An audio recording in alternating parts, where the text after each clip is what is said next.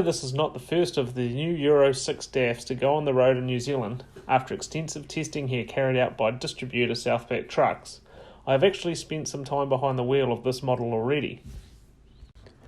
That was in a left-hand drive version, on a test track in the Netherlands, after a tour of the DAF factory back in 2007.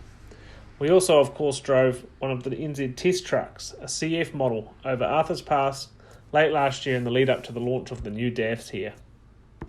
My Sunday drive in the on-road transport XF starts in Whara, when I take over the wheel from regular driver Blake Rickaby. The climb into the cab is just as you'd expect from any European truck, with 3 well-spaced steps, a wide opening door and grab handles on each side.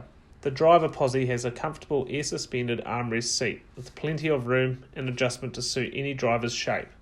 The cab layout is a stylish wraparound dash setup, with a radio head unit, storage inserts, air conditioning panel, various other buttons including diff locks, ride height, etc., and most important of all controls, drive, neutral and reverse dial for the automated manual transmission. The drivability of this truck is not much different from any other European truck on the market, with most things, if not everything, at your fingertips. The steering wheel has cruise control functions on the right hand side, and on the left are stereo and hands-free phone functions. The left-hand stalk controls wipers and indicators, and on the right stalk controls the engine brake, manual gear shifting, with a button on the tip to switch between eco mode, non-eco mode, and manual shifting. The main dash display has the usual speedo and rev counter, fuel and temperature gauges, and in the middle the multi-function driver performance assistant, an interactive program to assist the driver to achieve more fuel-efficient driving. Left off the steering wheel on the dash is a dial that changes the digital menu, calling up data ranging from phone settings to safety systems. As I start off, I have to negotiate some parked cars, and then the sharp left-hand right-hand turns to head south out of Whara, and the rear vision mirrors immediately proved to be very good. Blake had the standard large convex mirror swapped for a flat one, with a smaller convex one below it. I reckon that was a good move. The mirror's positioning doesn't create any issues with blind spots throughout my drive. On the passenger side is a super convex overhead mirror providing a view so wide you can see forward past the front of the cab all the way to the rear of the cab. As we head for Otrahonga at around 46 tonne all up, the 530 horsepower 13 litre engine and the Traxxon 16-speed AMT work well together. Ahead of me are a few hills that will be good testing the eco mode off and manual modes.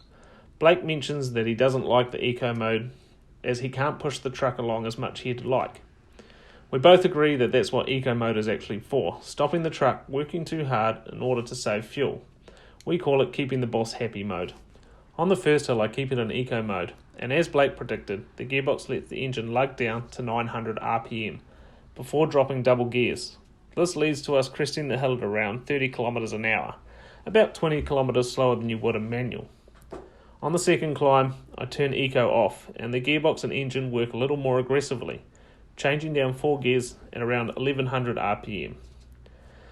The third hill I go to manual, and find that the Traxxon, with the eco mode off, had it right, around 1100 RPMs, is the optimal point to downshift. The 3-stage MX-13 engine brake works really well, one of the best I've experienced. On the third stage it pushes the revs up to 2200 RPM and holds you back more than enough. The only issue I find is that you can't leave the engine brake on when you want to accelerate away again. In the XF cab, the driver sits up high, so forward visibility through the big windscreen makes on-road placement easy, assisted by the Jackson 5-axle trailer tracking really well. I do find that the cab sways a little bit from side to side in the corners, and the steering is light, which makes for a bit of getting used to. It feels like you are oversteering, and Blake agrees. Other than that, taking into account that we are carting stock, the ride in the XF is great. You can feel the animals moving, but not too much. The low noise level in the cab is one of the best I have come across. When I stop in Tikawiti, it's time to give Blake his truck back.